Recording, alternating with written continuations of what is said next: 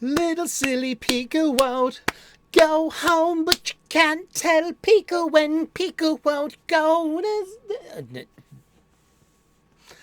Holy musical intro, Batman. That's right. Welcome once again. It's time for the Comics Coffee Table. That's right. We meet here 3 p.m. U.S. Eastern daily, and we pull up a chair. We grab a cuppa. Pull up a chair. Grab a cuppa. Whatever it is you're shoving under your nose today, there, pal. Sizzle chest. Chowder head. Turkey pockets, however you identify in the grand spectrum of humanity on this earth and beyond. You are welcome here. Pull up a chair, grab a cuppa, whatever it is you're shoving under your nose today, pal. Pre-recorded, but before a live studio audience of my stuffed animals from Boston Studios, which is down the street from the corner. Yeah, it's a fresh cuppa. Behold. Pour yourself a cuppa and enjoy your coffee break. We are on Team Thomas. He's doing the Flutie 5K, and this is his official team shirt. And he met his goal too. He was one of it's an annual 5K run/walk fundraiser. The Doug Flutie Jr. Foundation. Doug Flutie is a famous local football player, collegiate and professional. And it's for autism awareness. My buddy Thomas Geeky, you might know him as the Gilk Man. He's raising funds. It's near and dear to him. It's a cause, and he's going to be on the Flutie 5K on this coming Sunday. Way to go, Thomas! I supported him. You can too. I might just drop that link in the description for your convenience. Pika, where's the browser? What did you do? Oh boy, we haven't even read all those yet. What's going on here, Pika? Could it be? Who could it be? No. It's New Comic Book Day. That's what it could be. And we didn't even open up the browser yet. We haven't even counted how many funny books. We got 1, 2, 3, 4, 5, 6, 7, 8, 9, 10, 11, 12, 13, 14, 15, 16.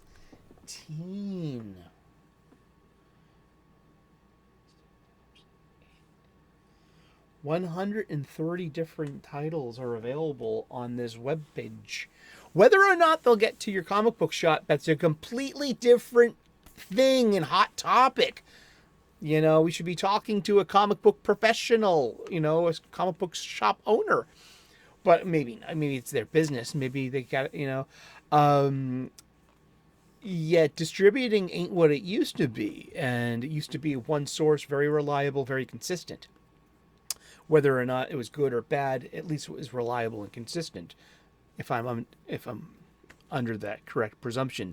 Now, like if something's solicited and for a week, and if it's late, it could just be on the distributor's fault. Or like I'm catching things that are on my list. It's like I just got Count Dante 3 last week, but it was not on the new release shelf. It was under the indies alphabetically. But 4 and 5, like 5 is solicited for like last week or this week. Like, how did I miss that? Where did it go? On the hunt, or make a pull list. You know what I mean? I'm not gonna judge. I was gonna say like, oh, be a pussy and you have a pull list.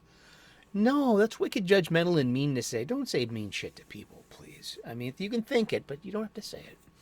I'm not saying no. I mean, geez, I miss out on lots of shit, but I'm also not committed to reading lots of other things. Welcome to $4.99, leading off our new release Wednesday. We like to go down the menu.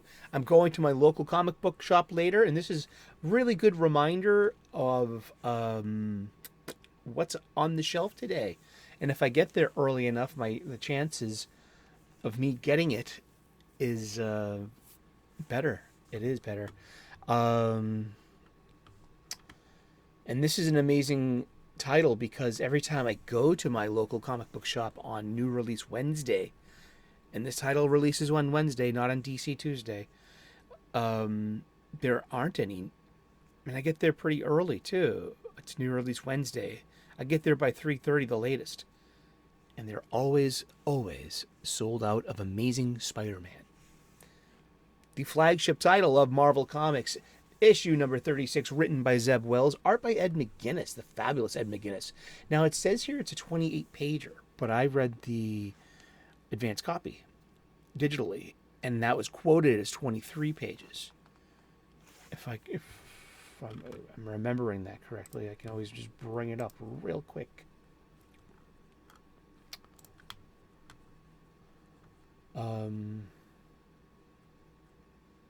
Pika, this is your job. Don't give me any grief. Yeah, so it's listed as 23 pages, and that in that count is also, you were counting the cover, the info dump page with the credits, and in the preview page of next month's cover for issue 37. So you really have to take away those 3 pages, maybe even 2, or I don't know how you want to because the info dump page and the credits page with the logo and the indicia, that has story on it. So I was about to say that the price of Amazing Spider-Man just went up to $4.99 an issue. Welcome to it. All the Star Wars ones done by Marvel are pretty much the same in what I'm describing here. You're getting literally 20 to 21 pages of art and story. I was saying 20 pages, but no, we can count the info dump as story. Yeah, why not? Let's be fair. But, it says 28 pages in the solicit. So it says 23 pages here on the digital copy. So that's 5 pages of ads. And what would those ads be? They're not going to be video games, and they're not going to be snack foods. And so this was a silly willy episode of Spiderman. Maybe it needed the breather, the comedic kind of thing, because everything's about to get very gang warish in Marvel New York City. And that's who's in charge of things? Why isn't Kingpin doing his job? Well, that's a good question. What is Kingpin up to? He's over in X-Men and Iron Man as the new White King of the Hellfire Club. Curiouser and curiouser. But yeah. And he was just like mayor of New York for a couple of years too. And now it's like Mayor Luke Cage. Yeah, huh? And I can hear that Bonnie Tyler song, "Holding Out for a Hero in the End of the Night." I said holding out for a gyro, though. But that's a Greek food object, which is very delicious. There's Tech. 1075, written by Ram V. Ram V, who's got an art by Francesco Francavilla. Hello. It looks like it's a one and done too. $4.99, but for 40 issues. 40 issues for 40 pages. So you're probably getting 32 pages of story. And I can tell you right now, getting these advanced copies doesn't ruin the experience. I actually am quite focused on what to spend my money on when I get there. 35 pages, and so that's the ad page. So that's the cover, and that's the ad page. We got 2 ad pages today because it's Superman 300. It's the Superman Return of So we got we cover -2. So we're down to 33 pages, and then there's a final page that's used. That's wow. So I think there's like 31 pages of story and art in Tech, and that's for $4.99. I wonder if that's going up to $5.99. Who knows? I'm not rooting for that. I mean, because then that becomes the new standard, and then that becomes even pricier. But everything is pricey. Have you gone out to eat lately? Wow, it's like everything's so wicked pricey. I mean, yeah, I mean, I definitely have to watch what I'm buying. I can feel it. I've also been on medical leave too, so it's like, you know, I don't mind cutting down on things to buy. So if I'm buying comic books, they better be darn good. Speaking of something that I am buying, that I'm really happy with so far too, is Philip Kennedy Johnson's Action Comics. So 1058 comes out today, and it's got 2 new backups. So it says 48 pages for $4.99, and that's great because it's nice and extra. It's a nice big issue of a comic book. That's Action Comics for you. It's supposed to be extra. It's Action Comics, and even Tech has its backup features. We haven't even looked yet. 5 variant covers for Action 1058. How many variant covers? We got 4 variant covers for Tech 1075. And we've got 6 variant covers for Spider-Man 38. Something we keep track of. Something is Killing the Children by James Tynion IV on Boom Studios. And I don't read this. $3.99 for 32 pages. Yeah, people like this one. That's an indie comic. People like this one too, and this is a DC superhero comic.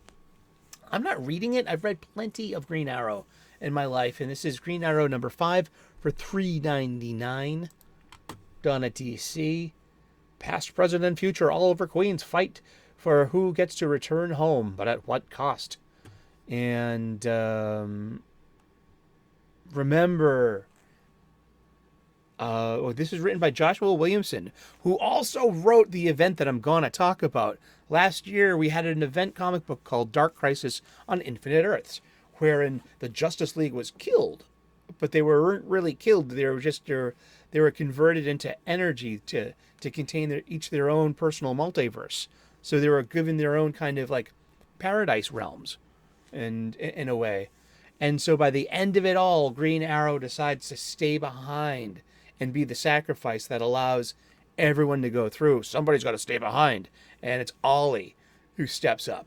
So the beginning of this has been like, they'll search for Green Arrow all over again. We got like, he's already been dead. Kevin Smith brought him back from the dead. That was really fun. With art by Phil Hester there too. And but Phil Hester does some art in here too. And Andre Parks is inking, and this is just, yeah, Phil Hester is just, there's so many early 2000 Green Arrow books that I read, fresh every week too, that had Phil Hester art. I love his look. You know what I mean? People say like Mike Grell. I love the Phil Hester look. I love it, the cartooniness to it, and it works for me.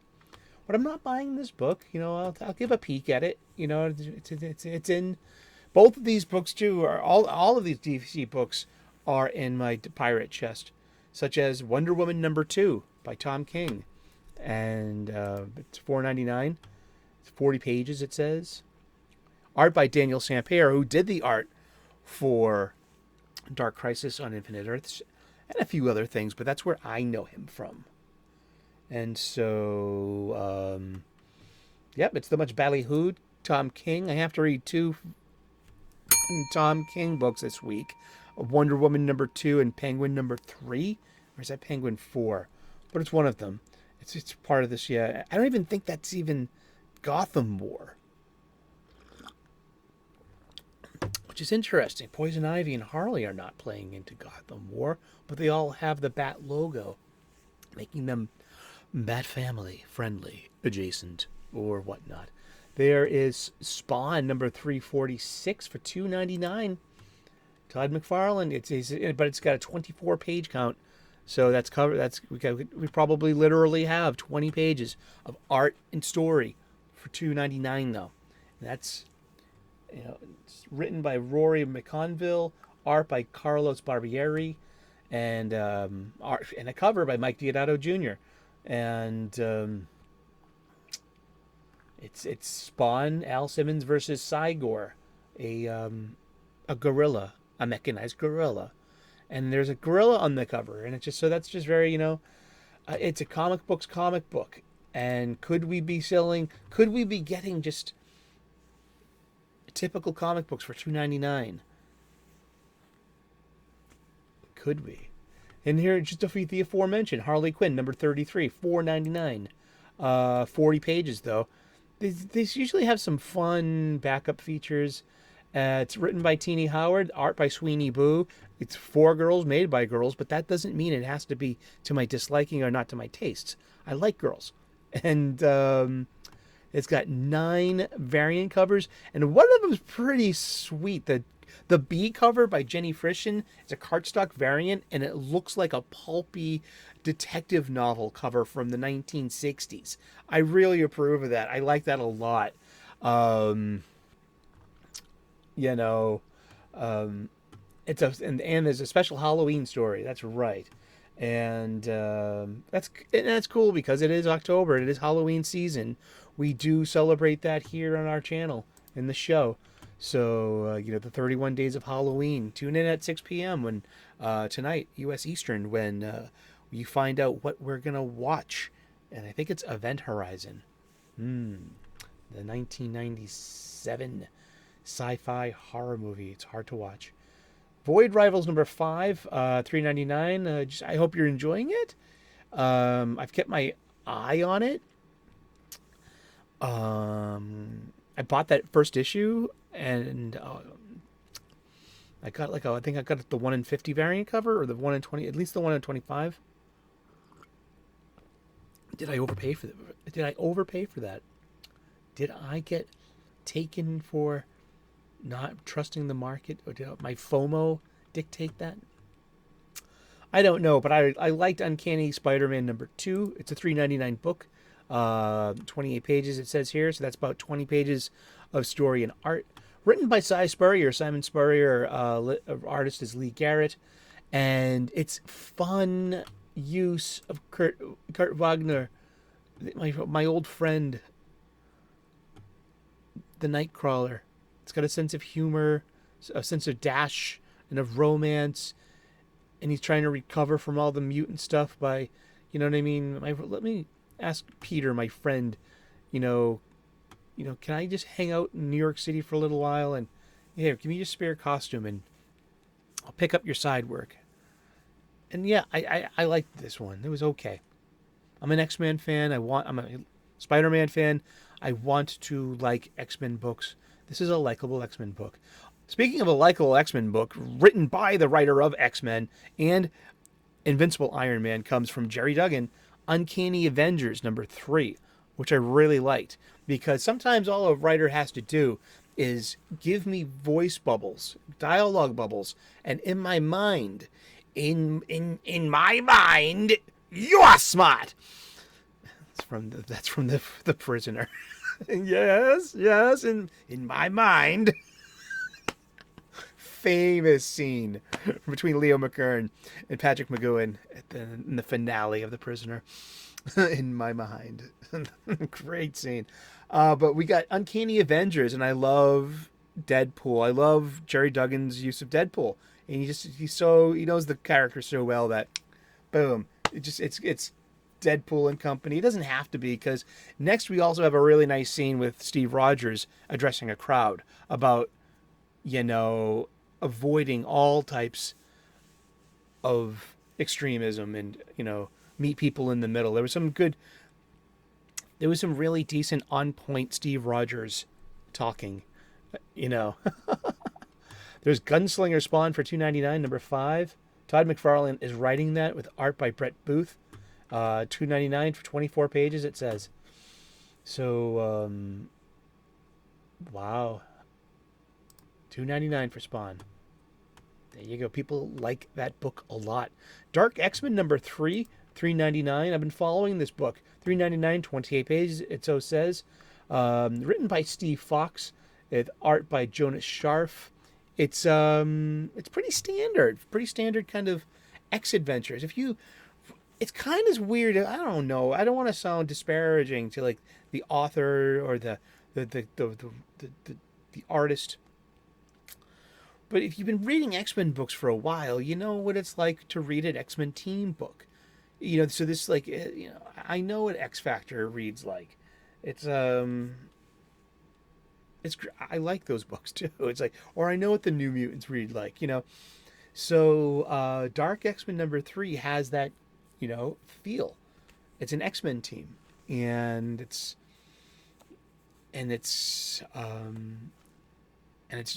about magic and about darkness and about monsters, and it's pretty fun.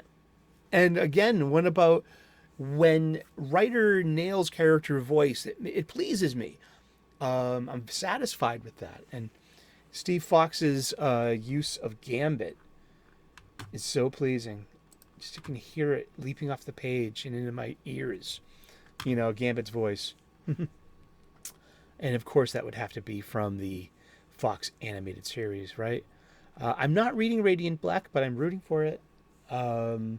Batman Brave and the Bold number 6 that's for $7.99, but that's a 64 pages, and it's an anthology series. It's but that's just like that's like a cruise liner. You have a flagship, but also part of your fleet, you have your cruise liner too, and that's got to be like a cruise liner to me. Unstoppable Doom Patrol 7 of 7. I heard people have fun with this, and I love Chris Burnham art, and I hear that Dennis Culver does a good job. This is a good success for Ben Abernathy, who's an editor at DC, and I think maybe the editors need more focus, and we need to be talking about who's the editor of the group. There's the Bat House, there's the Super House, there's the other things. How many group editors are there? What are they responsible for? They're the ones who are dictating and greenlighting stories, and also like not catching things. Like, who slipped up on the Green Lantern compendium? It's misspelled on the spine, and it's got this beautiful Darryl Banks artwork on it. And then it's spelled with an N instead of an M, as it should be. Yeah. And okay, here's one that I kind of liked. Weird enough, it's Gotham War Part something, and because it's like a point issue, and this is issue 2 of Batman/Catwoman: The Gotham War, Red Hood. So it's a Jason Todd story. It's $3.99, 32 pages. Written by Matthew Rosenberg, who's also been doing the Joker, the man who stopped laughing, I guess. And the thing about this was that Joker is a major character in this issue. And I liked his Joker voice. Once again saying, it's nice to see that, like, a voice bubble, a dialogue bubble, and I can hear Mark Hamill's familiar rendition of this character in my head. And it made me enjoy the comic book. The art was solid.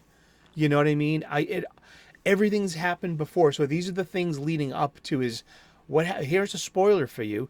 How did Batman solve his Red Hood problem?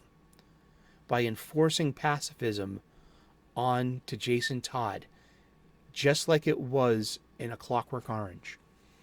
He gives Jason some kind of thing which makes him hyper panicky and anxiety around violence. And Batman is saying, like, hey, I needed to cure him. This is a cure. This is fatherly love. This is the things, like, I'm sorry, Catwoman, you don't approve of this. My son is reckless and I did something about it. I just might buy this to go with the rest of my Jason Todd stuff on my shelf because it's not bad. There are 2 variant covers. If there's a variant cover, I'll get it. I kind of like that shock of white in the front of his hair. I mean, that's just I like how that's kept. That started back in 2003 with the Clayface variant in Hush 617, 618. We just actually looked at that one of those issues really recently. So of course, like that's like on the tip of my mind. We've got Captain America #2, $4.99 from J. Michael Straczynski and Jesus Ciez. Really tight art. It's interesting. Yeah, $4.99, 28 pages. So that's going to end up being 22 pages of story and art, you know? And there's a lot of blah, blah, blah in it. And there's a lot of things that are really on the nose with current events and news. And I'll leave it there.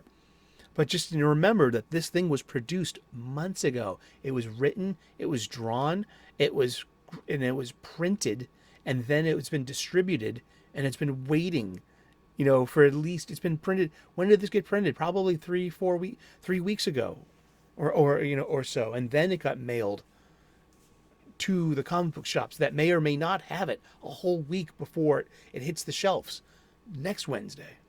So know that when you're reading Captain America #2 this week. It's not bad. I liked it more than one. I like him hanging out with Spider-Man. Spider-Man hitting up Cap for a little backup, being like, hey, come on, I'm on patrol. I need your help. I cracked 2 ribs. Like, you mean, this might be a bit much for me right now. Can you help? And of course, and it ruined Steve's night. But Steve had plans.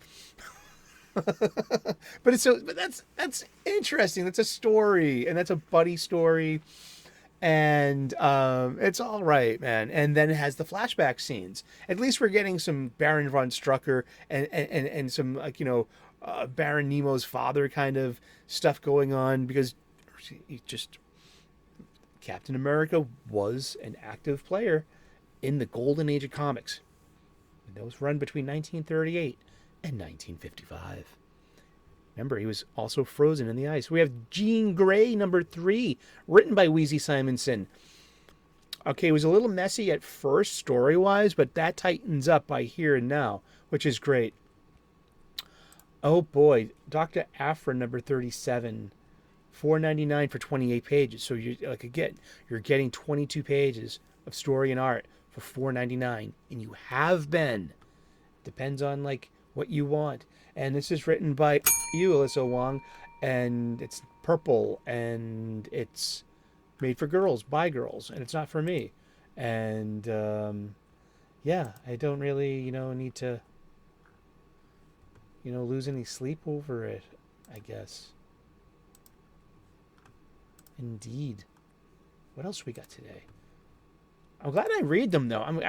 They're always, the Star Wars Marvel comics are always in my pirate chest, and I read them all. I'm quite read actually on this Dark Droids mini event. I can't tell you a damn thing what's going on though, because I just don't care. I know some purple force, some dark purple energy has infected droids out there, and only very few droids are not infected. And I can't tell if that used to be C-3PO and now he's a murder droid, and R2 is going to try to redeem him or something. I have no idea. I just know that the Charles Soule is writing Star Wars, that Mark Guggenheim's writing something else, and they're competent superhero writers in the first place. And those are the storytellers of the new Star Wars stable that I'm enjoying their stories the most. Funny enough too, and also available this week, is Star Wars Obi-Wan Kenobi #2, which is basically the second episode of Obi-Wan Kenobi in comic book format. And I liked it.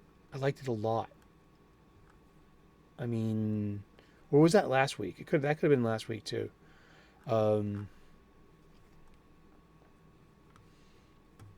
Predator versus Wolverine, $5.99 for 28 pages. So that's basically, once again, you're getting 23 pages of story and art, maybe 22 pages of story and art, 22 pages of art, 23 pages of story. Is that more fair to say?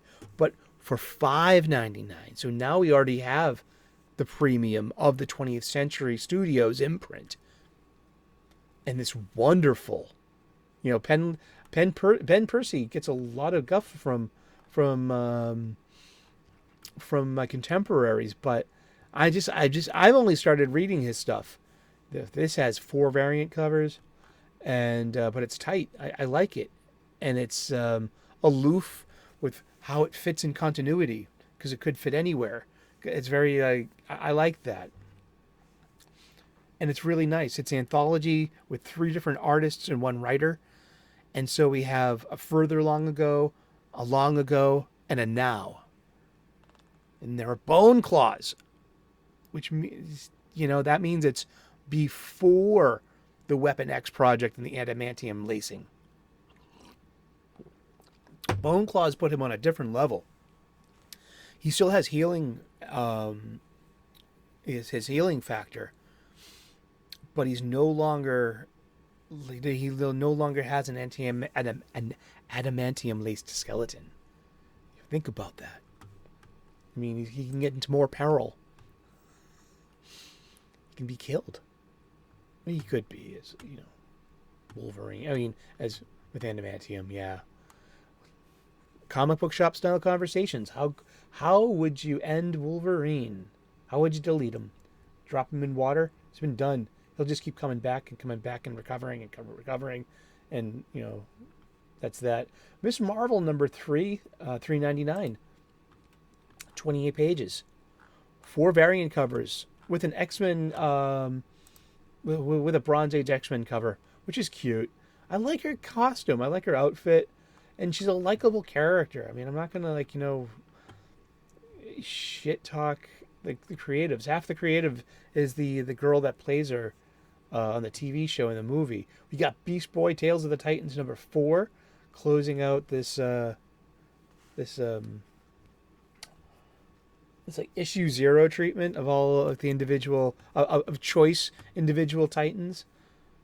We've had Raven, Starfire, Beast Boy. Who else do we have? Was it anyone else? And Wonder Girl. No, Donna Troy. And those were the 4. We got Penguin number 3 for $3.99. That's a Tom King book. Ice Cream Man number 37. It's horror, and I heard this is pretty good, but I've never read it before. Should I jump aboard? Depends on what I get to buy, I guess. Realm of X number 3, $3.99. 28 pages. There you go. Written by Torrin Grunbeck, and I want to say it was written by girls for girls, that kind of, but that sounds mean. Because I can kind of enjoy it because I'm a huge Ilyana Rasputin fan since I was a kid, and she's one of the main players in this. But it's like an all-girl X-team surviving post Hellfire Gala Orcus attack, and what appears to be some Asgardian minor realm, and Typhoid Mary's there too. Which I think they're trying to make her like, some Harley Quinn anti-hero, X Factor, quirky, crazy, because we all have one friend just like her. Here is the much ballyhooed, but for $3.99, 32 pages, we've got by writer Tim Sheridan, artist Cian Tormey, Alan Scott, the Green Lantern number 1. Okie dokie. And we've got 3 variant covers, including a foil variant cover. And we'll review that on Sunday. I'll say everything I need to say about that after reading that. I'm not buying it. I already read it. We'll talk about that on Sunday. Well, on the review show, we'll review it fairly.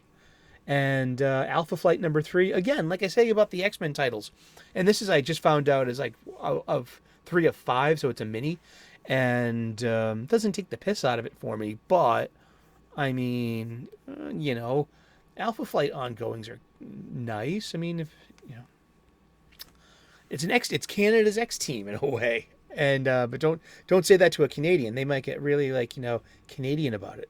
What's that all about? You know, Power Girl number 2. No, that's not a bathroom code. It's $3.99 for 32 pages, written by Leah Williams, and yeah, yep, it's Power Girl, and it's about Paige. Turn the page. Batman Beyond, Firepower. Oh, here's one that I want to buy, and I hope they have issue 2 because I've gotten 1, 3, and 4. It's X-Men Days of Future Past Doomsday number 4, which wraps up this miniseries. It's Mark Guggenheim. Like I said, he's just a competent writer, and it's filling in the blanks of the world that led to the Days of Future Past of 141, 142 of Uncanny X-Men.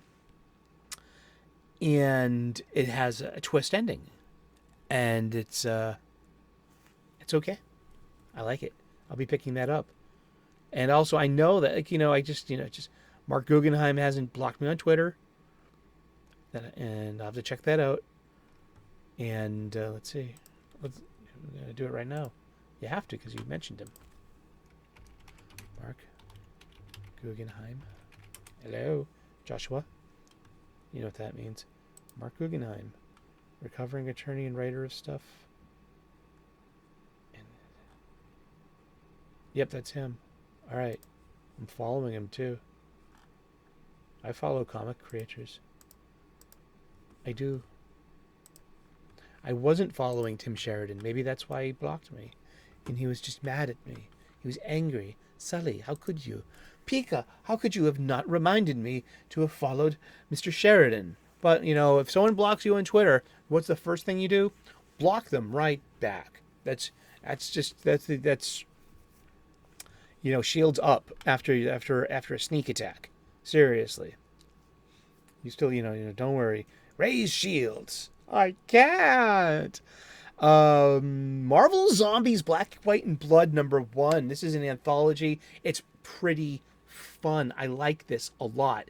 It's the black and white concept with the one color being blood. So it's red. We just also experienced this recently too over on Marvel Star Wars with their anthology series, Star Wars Darth Vader, black, white, and red. So it's the same deal. We've seen this over right now at DC Comics with Harley Quinn. Black, white, and redder. Is that what hers is? Again, so this is like a standard in comics. And it has a Garth Ennis, Frank Castle Punisher story to lead off with, in a Daredevil story. That's really good. That could get my $1. Well, that's a game time decision. We will see. We will see if this is how. Yeah, there are 6 variant covers.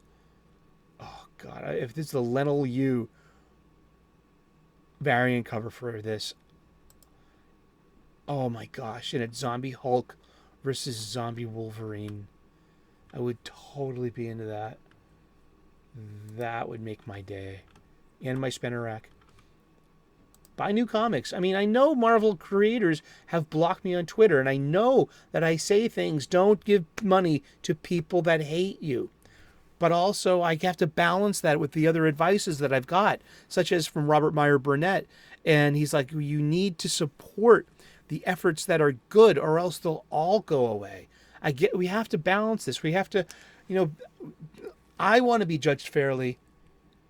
So it's important for me to judge fairly along this too. So, and now so many DC creators I know have blocked me, and some of those that are on the same list of the Marvel ones who blocked me there first are now popping up all over DC as well. And so it's up to me to keep up my standards, and unless there's a Peach Momoko cover,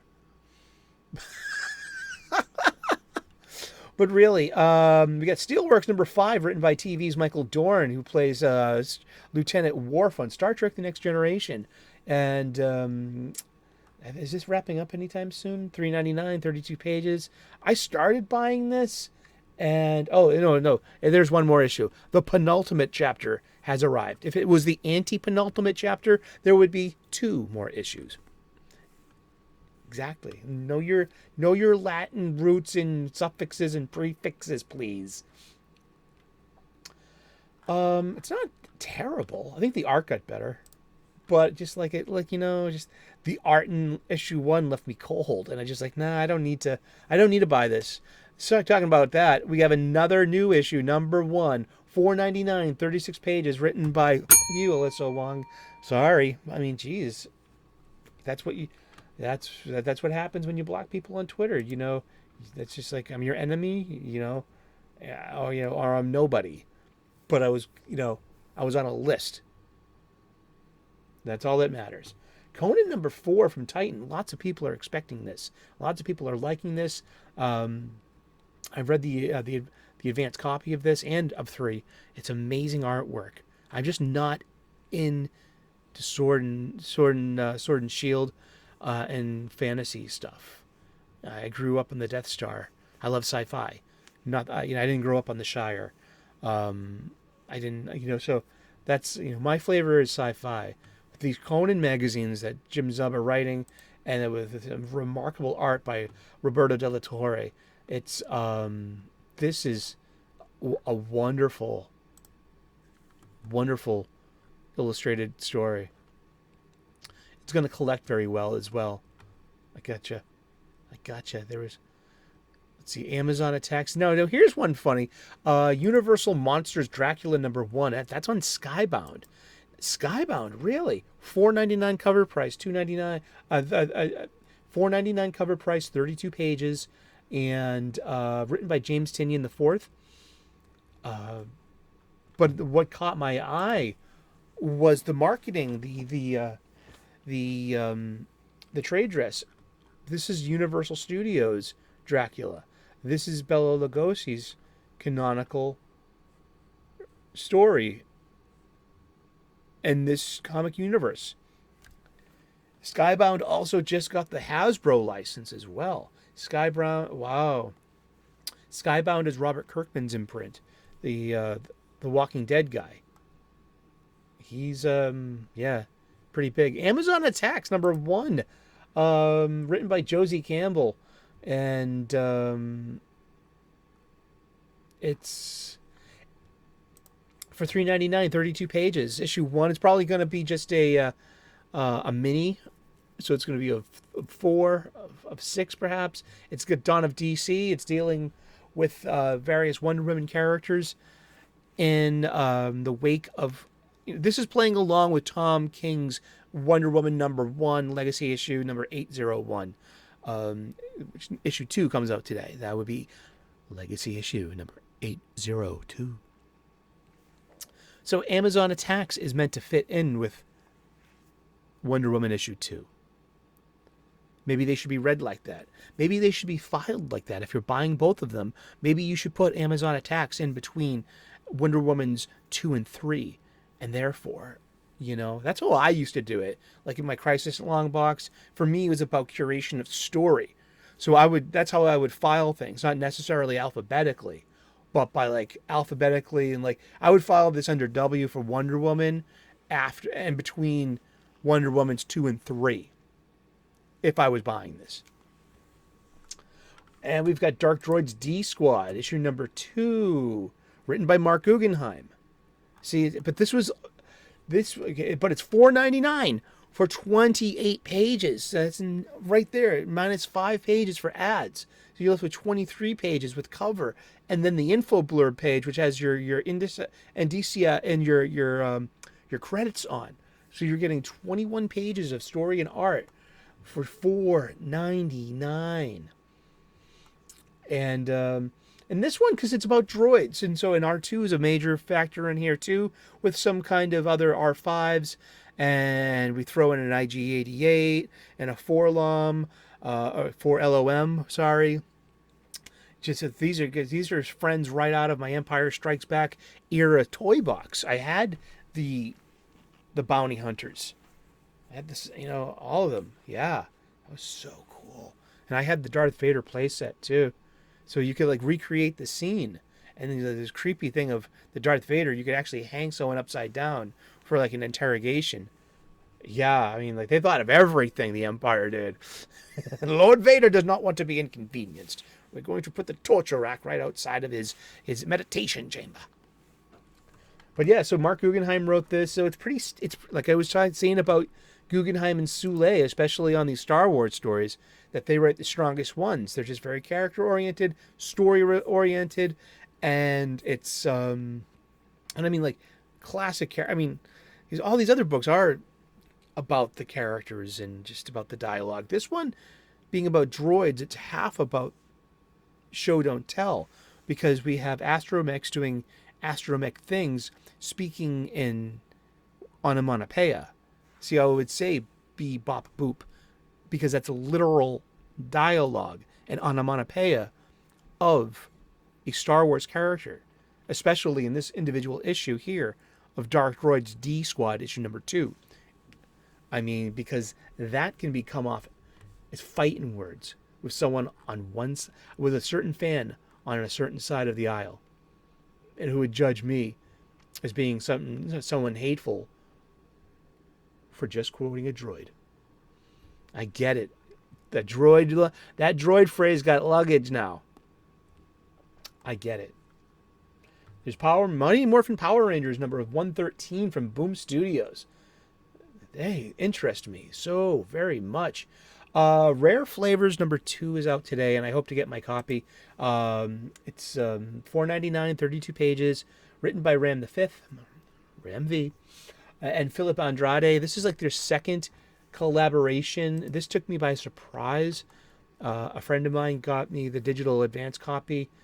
I fell in love with this book. For me, it's about the power of comics. Comics don't have to be about superheroes. I'm just a huge superhero fan of the big 2 comics, and also out of many other kind of superhero comics outside of those big 2. Yet comics are stories told in sequential art. And then comes the embellishments, such as coloring. And the color palette in this book is so choosy and selective. It's beautiful. I love it. You don't have this... We don't need to have the spectrum on every page. Traveling so far into the future at the speed of light that everything turns to purple. No, we can have selective color palettes. And this is art. It's artsy. It's not for everyone. It's called Rare Flavors. And I think the title holds a certain irony. I might be on the hook for this, because I'm very interested in the publishing industry and seeing where comics are going. This could be where comics are going. This is an $8.99 book. It's 48 pages long, and it's written and art by the artist known as Jock, who you might know from Batman, with especially The Dark Mirror, with Scott Snyder. And Jock's done a lot of things, lots of covers too. He does. But this is from Distillery, which is one of these up-and-coming indie publishers. You want a solution to the big 2 and their brand. There is a Peach Momoko variant. If that is my destiny, so be my destiny. I want this Peach Momoko variant. There's a Jock variant, Mizuno variant. But I want that Peach Momoko variant. Of course, it's probably going to be the hardest to get. But it says $8.99 is a lot of money. But it's also about binding. It's about page count. It's about paper quality, ink quality. This is about direct market. This is somewhat bridging direct market and the level of quality you get with a fundraiser. I want to see this funny book. I might just buy it. This is It's not even for the. Is it even a key issue? Could you even consider that a key issue? I don't know. Marvel's Unleashed #3. It's fun. Plot Holes #3 come out today. I'll pick that up. Hey, so this is good. I got a small stack of funny books, hopefully in my hand, while I'm at the LCS today, my local comic book shop. Anything else on this very long list of 130 different periodical publications available, potentially from the distributor for the shelves of our local comic book shops? My Little Pony, Best of Applejack #1 for $6.99 from IDW. The Best of Applejack. It's a one-shot. I am not a brony. I'm not not saying anything. And of course, as always, there's a Jughead Digest, the Jughead Christmas Special from it's $9.99. And I never ever see these anywhere. Yeah, I think that's it. Anything else? Nope, that's it for today. That's the menu. What are you picking up today at your local comic book shop? Are you putting anything down?